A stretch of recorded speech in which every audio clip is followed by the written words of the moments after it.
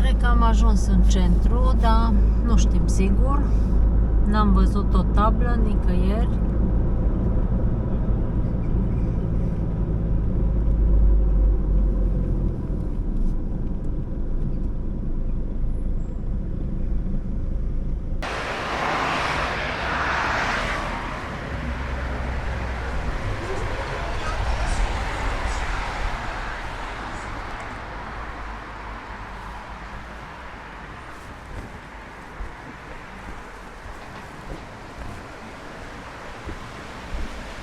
Și am ajuns în Târgoviște, la Curtea Domnească. Aici este intrarea.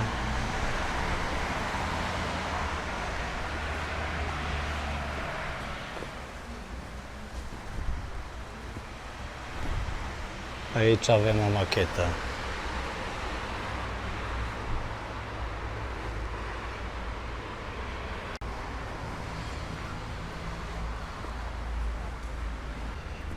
Am intrat în Curtea Domnească, în interior.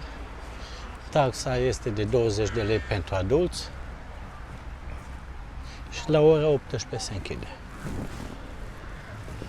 Trebuie să ne încadrăm până la ora 18. Pe partea stângă, iarbă frumos amenajată, verdeață. Aici, în dreapta, Aici avem Biserica Mare Domnească.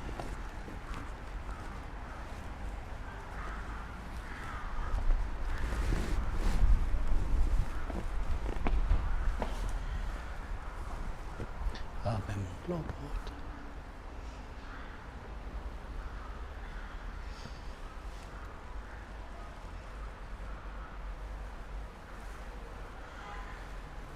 A fost construită în secolul al XVI-lea. Biserica Mare Domnească a fost folosită ca necropolă domnească, unde au fost înmormântați inclusiv Mircea cel Bătrân și Vlad Țepeș.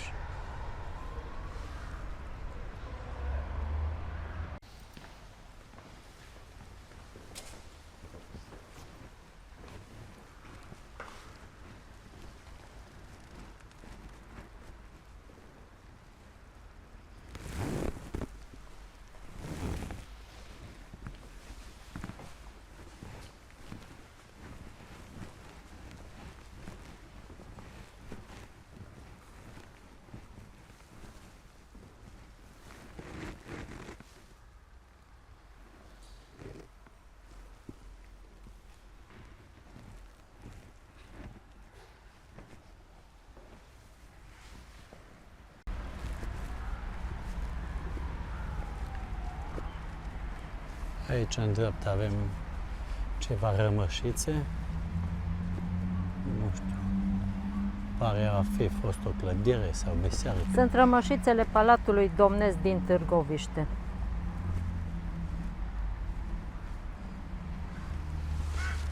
Pe acolo am intrat. Suntem în Curtea Domnească din Târgoviște, care a fost o reședință oficială și centru administrativ al țării românești pentru mai multe secole. Aproximativ din secolul al XIV-lea până în secolul al XVII-lea. În față avem turnul Chindiei, care a fost construit în timpul domniei lui Vlad Țepeș, în jurul anilor 1460. A fost un turn de observație și apărare.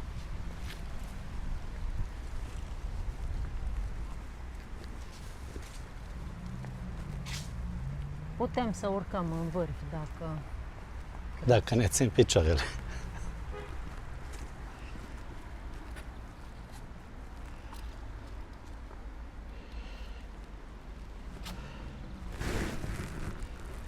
Aici, în fața noastră, avem casa domnească din secolul al XV-lea. Da, urcăm în turn și după aceea revenim. Și aici, ca și în Târgu Mureș, Scări în spirală. Deci urcăm în turnul Chimbiei.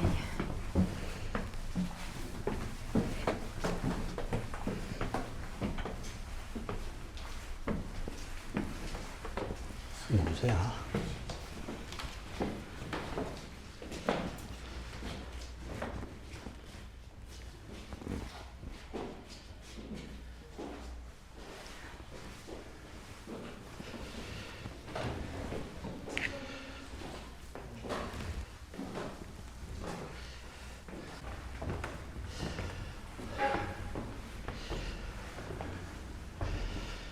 Aici e pus la câtul.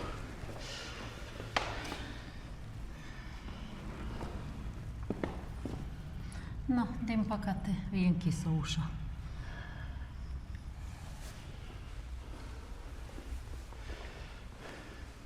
Oh, stai că mai avem scări. Hai. Hai să urcăm. Eu zic să urcăm până în vârf. Hai, du-te până în vârf. Eu am ajuns. Wow! Hai că măcar aici nu e închis. Yes!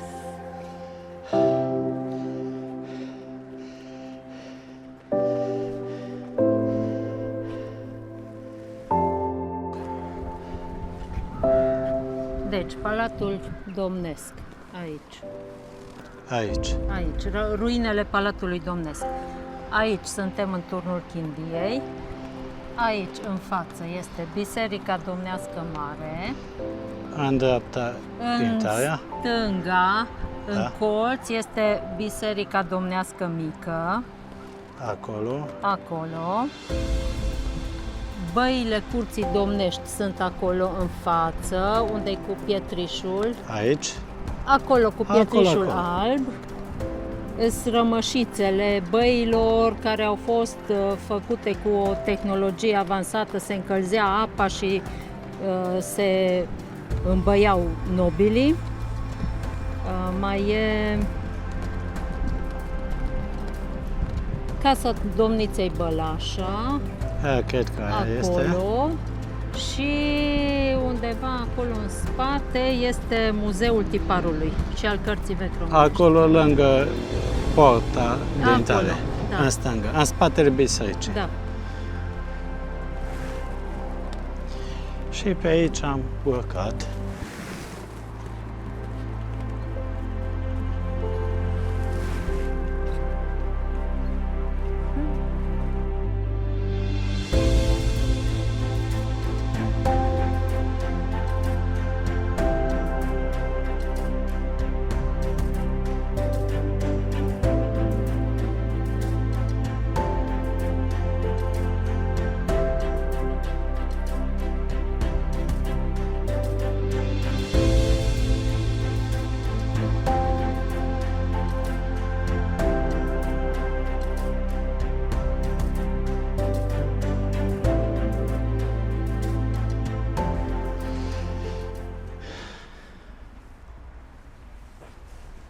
Și aici o poză pentru nuntă, cu mireasa. Și acum urcăm pe ruinele Palatului Domnesc. Aici au rămas multe rămășițe din zidurile palatului.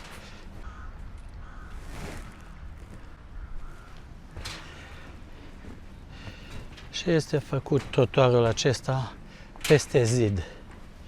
E făcut ingenios. Te poți plimba pe zid.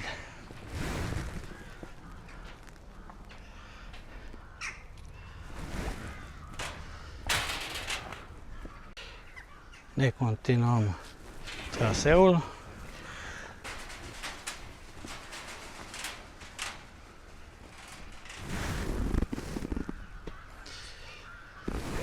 Capăt de linie, că aici nu ai voie să intri. Capătul drumului. Da. Nu se poate trece, mergem și pe partea cealaltă să vedem ce putem vedea. Aici suntem în interiorul Palatului Domnesc. neavând acoperiș, s-a acoperit să se formeze o mică incintă. Aici avem o machetă, două machete. Așa arăta Palatul Domnesc înainte.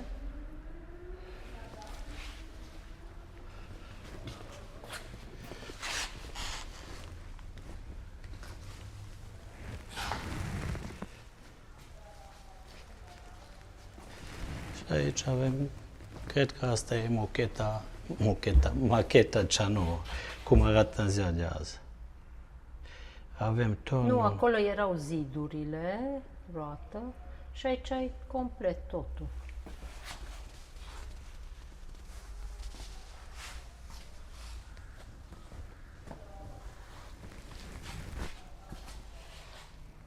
Aici se pot ține nunți.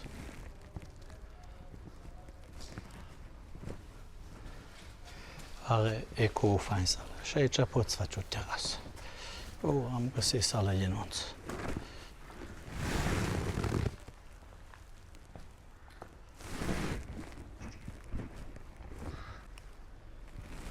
Și mai înainte pe acolo am fost sus pe schelele acelea.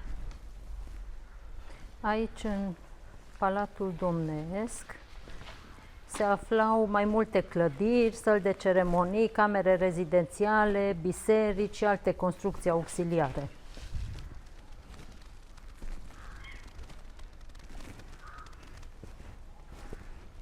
Aici au rămas rămășițele vieții medievale și a istoriei românești.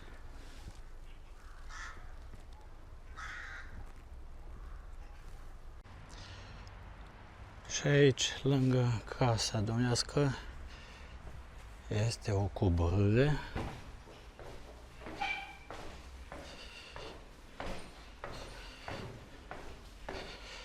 Să vedem ce se vede aici. Grenata a coborât și sunetul și-a pierdut semnalul. Aici sunt pietre pentru renovat. Nu, și-a revenit semnalul.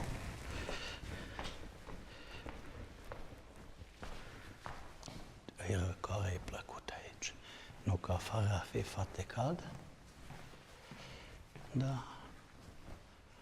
Aici sunt pietrele funerare care au acoperit mormintele domnitorilor.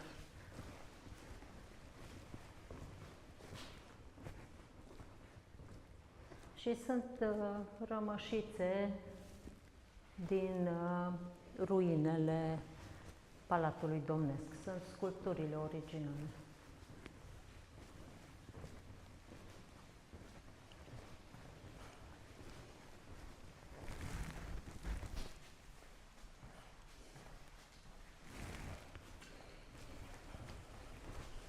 Aici este un deschizător de sticlă de vin.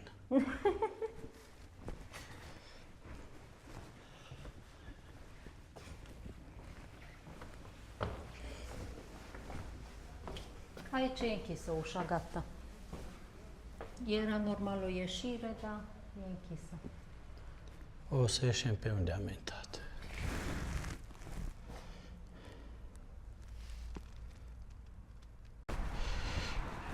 Și acum suntem în spatele bisericii. Bisericii mari. Bisericii mari. Și aici la intersecție, dacă e verde semaforul, mergem în stânga.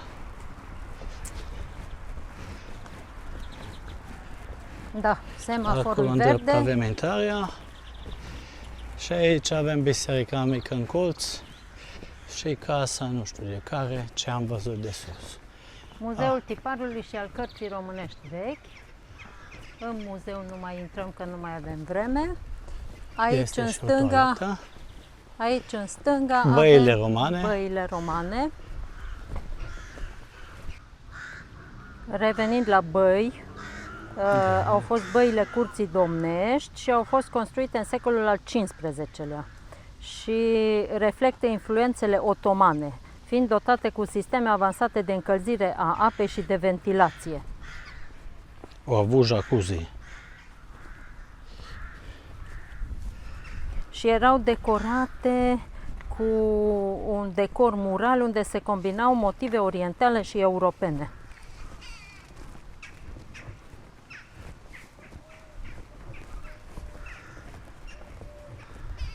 Biserica domnească mică. Da, asta cred că e închisă, dar mergem să vedem. Și în spate e stadionul. Biserica domnească mică datează din secolul al XV-lea și este construită în stilul specific brâncovenesc. Biserica a fost loc de rugăciune privat pentru domnitori. Oare e deschisă? Nu, e închisă. Păcat că înăuntru se păstrează fresce originale din secolul al XV. Și aceasta a fost vizita în Curtea Domnească din Târgoviște, cu lucruri impresionante din vremurile vechi, din originile țării noastre. O adevărată lecție de istorie. Și acum ne îndreptăm spre ieșire pentru că deja se închide. Și aici în față avem Palatul Domniței Bălașa. Bălașa. Acesta este spațiu privat și nu se poate vizita înăuntru, dar de afară ne putem uita. E drăguț. Domnița Bălașa a fost fiica lui Constantin Brâncoveanu și casa a fost construită inițial cu scopul de a oferi adăpost și îngrijire celor săraci și bolnavi. Aici avem în fața noastră Muzeul Tiparului și al Cărții Vechi Românești și această clădire a adăpostit prima tipografie din țara românească. Și în muzeu sunt expuse primele cărți tipărite în limba română.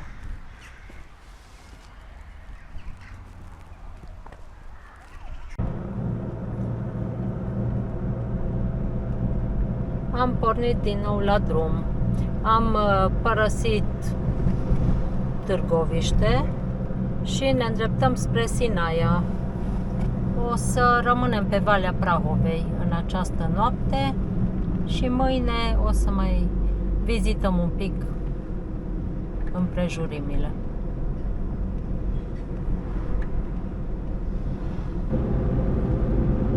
Un frumos apus de soare se pregătește aici printre munți.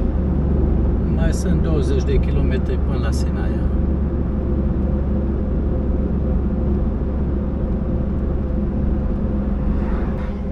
Mergem prin pădure, pe serpentine frumoase, în Multe direcția... serpentine. Da, multe serpentine. În direcția asta încă n-am circulat.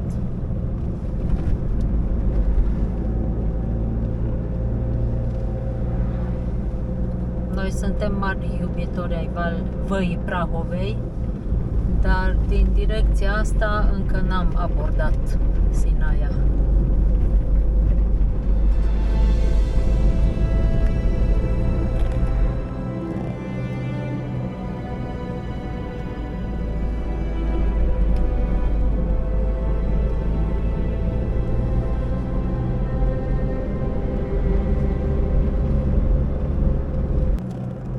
Și acum am intrat în județul Prahova și suntem pe porțiunea de drum pe unde am mai circulat, pentru că de aici ajungi la peștera Ialomiței, unde am mai fost. Sau la cabana Piatră Arsă. Exact. Începe să se lase întunericul, e ora 7:30 seara și mai avem 5 km până la Sinaia.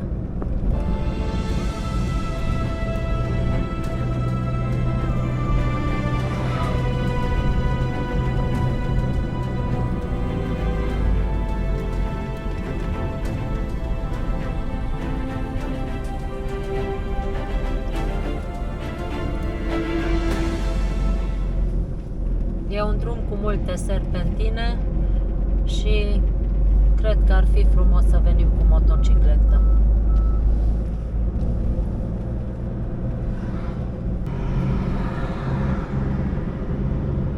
Și am ajuns în Sinaia. Aici încep casele din Sinaia. Salutare, dragi urmăritori! Bună dimineața! Vă salutăm de pe drumul de urcare spre Poiana Brașov.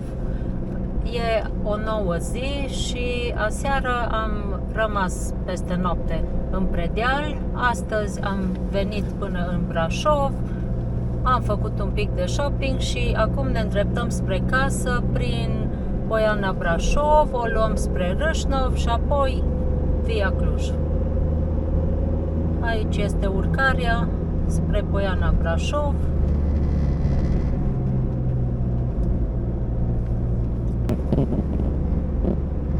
Și acum, în încheiere, intrăm un pic în Poiana Brașov, vă arătăm câteva imagini din stațiunea montană în perioada de toamnă, în luna septembrie. Cum arată, este mișcare, este lume, e vreme bună.